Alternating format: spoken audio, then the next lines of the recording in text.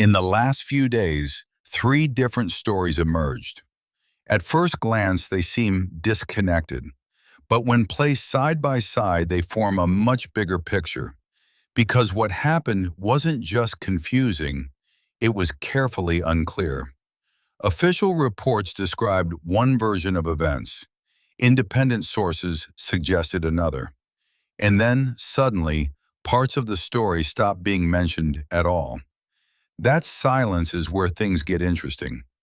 What exactly happened in Venezuela was presented as a resolved situation. But when timelines are compared, key details don't align. Statements were changed, language was softened, and certain actors disappeared from the narrative. That's not how clear events behave. That's how negotiations do. Behind every public announcement, there is a private conversation. And in this case, those conversations appear to have involved more than just governments. When intermediaries enter the picture, outcomes change. They don't speak in press conferences. They don't appear in official documents. Yet they shape decisions that affect entire countries. This isn't new. Similar situations have unfolded before, in different regions, under different names.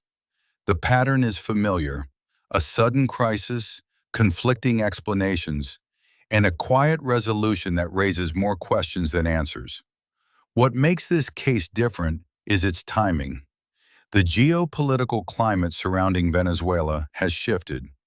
Regional stability, economic interests, and diplomatic pressure all intersect here, which means the outcome of this situation extends far beyond one country. If this were simply an arrest, the messaging would have been consistent. If it were a rescue, details would have been emphasized. But instead, what we see is controlled ambiguity. That usually means something was agreed upon, not announced. Agreed. So the real question isn't what the headline said, it's what happened behind closed doors. Because sometimes the most important decisions are the ones no one officially confirms. And when multiple stories point in the same direction, it's worth asking why they were told separately. Was this a capture, a negotiation, or something designed to look like both?